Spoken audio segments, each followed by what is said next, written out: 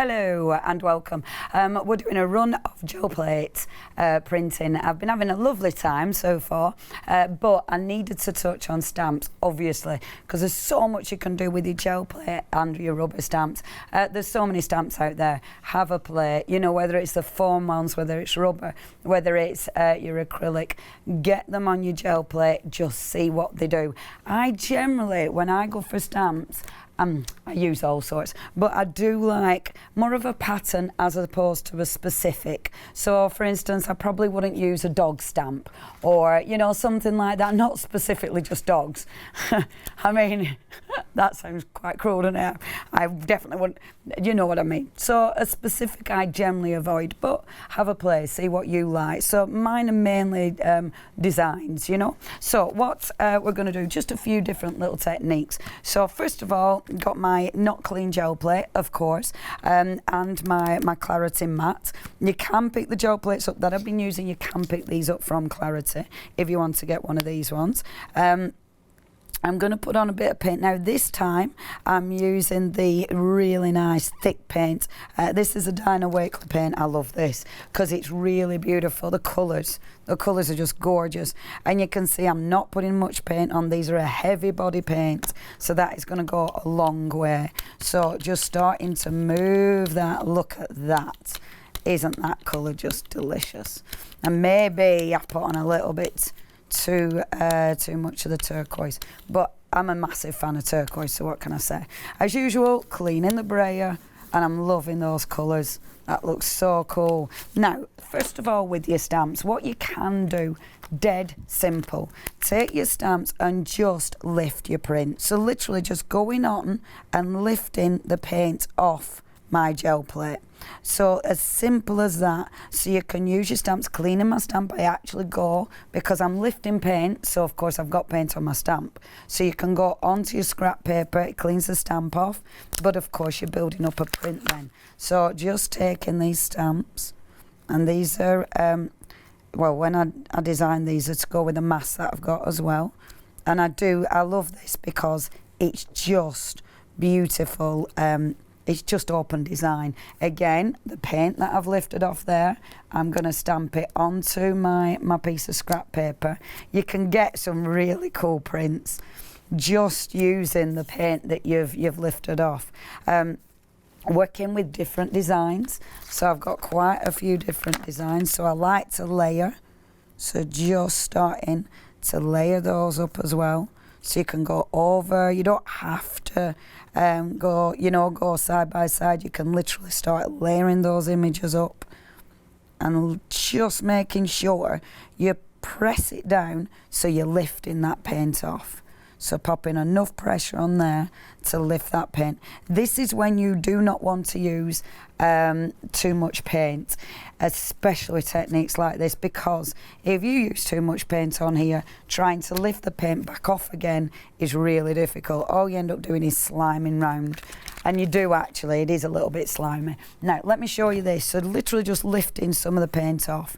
Now, when you do this technique, sometimes it's very subtle because with your stamps, because you're only stamping on a little bit, so sometimes you don't get a really dramatic print, but it can look cool. As it happens, that's pretty dramatic. I can really see those images really nice and bright, which look effective.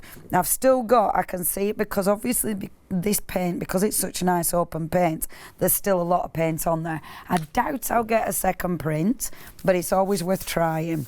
So going for a second print again, popping. This is just on cardstock just to see what it does. So, oh, it's quite nice actually. Very subtle print, but I quite like that actually. And we can stamp back over that one. So, for instance, I like that. Good print. So what I want to do now, where there's some open spaces, let's play with those open spaces. So let's bring in, not a yellow, I'm going to bring in the pink actually. So just a touch of pink. Now this time what I'm going to do, I'm not going to completely cover it. So I'm just going to do, with your brayer, a line of pink, okay? So it's quite specific. Oh, that is such a good colour. I'm not normally into pink, but that's a good pink. And then let's pick up a stamp. So with this one now, I'm going to just go across the actual pink. So just splitting that up. The paint that I've lifted off, I'm going to put back on. Sometimes you'll get a print, sometimes you won't, but it's worth trying. And I do love this. It's a good stamp for this as well. So what I'm doing, can you see? I'm lifting the paint off and I'm just moving the stamp and popping it over the ways there. So it might give me another print.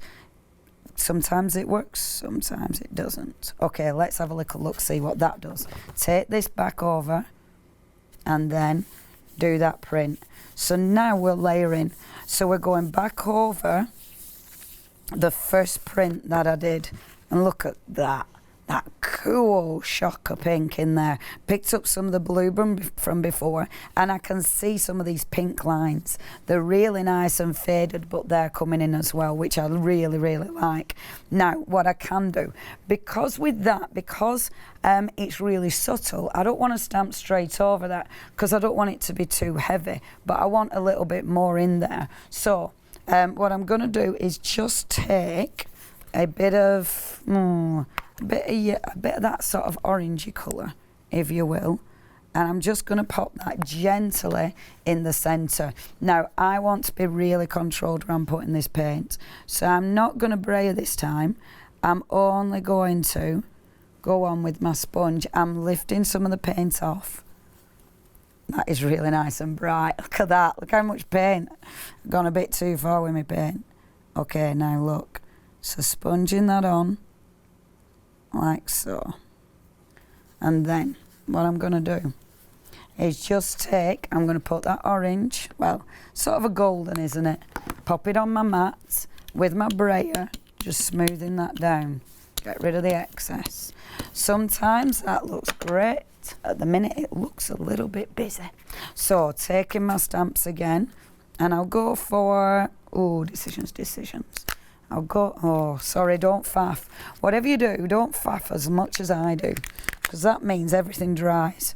It's not a big deal, but when you're trying to do something specific, there, what I'm doing, I'm picking up the paint from here, okay, and I'm actually now putting it onto here. The first one I went over the top of that original image. Now I'm just applying the paint so it's coming out of that image. So I want it to go over the actual gel plate, like so. Okay, so I've got that original circle. Now let's see. Again, it might have dried, but as I've said before, that's not a big deal. Pop this on. So we've got the circle in the centre. That might be the bit that's dried, but we'll see. And then we've got those little stamp images. So what I'm doing now is bringing that image out. Have a little look, see. Now it's subtle, but I can see it. And because this is such a nice light background, it allows me now to build on that centre, which looks really pretty. I think this pink, so with this one, I want to bring some more of that pink in because I think that is really bright and strong, but it means that the rest of it needs lifting. So that pink I want to bring in so it's stronger. And I've still got paint on there. So what I'd actually do with something like this, to bring that pink in now, I'd actually take that pink again and pop it on here, like so. And do the same again. Now, I know I'm layering on my mat, I'm layering paint over paint over paint. This isn't a big deal again. If your paint's pretty much dry, as mine had, because it's pretty light on there, it's not a big deal. And it means I'm not getting paint absolutely everywhere. So I'm now going to take this stamp and just stamp into that paint there and just bring it so it's coming out of that image. I'm using the same pink because I want it to match. Look, so it's just brought that image out, which looks beautiful. This paint's gorgeous for stamping with because it does stay open. So again, just bringing that out. So it's lifting that image and just allowing it to move. I want to take, no, it's funny now I've started actually finishing something. I wasn't really intending to do that, but there you go.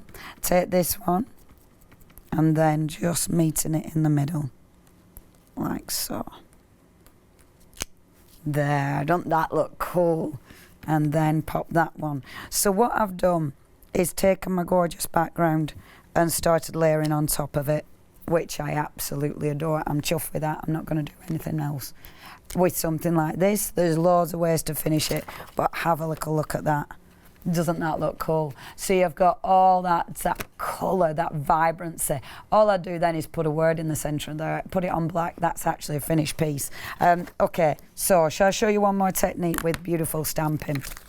There's so many techniques, but what you can do with your stamping, of course, let's go for pink again because I'm into my pink. I've got yellow on there. I'm not worried about it. So I'm just going to do one side of this. With your stamps, of course, you can ink onto your gel plate. Oh, I might do a couple of sections on stamping because as I'm doing this, I'm thinking of even more things that I want to show you. So taking this, and I'm going to take one of my nice detailed stamps. So what I'm doing is inking this up.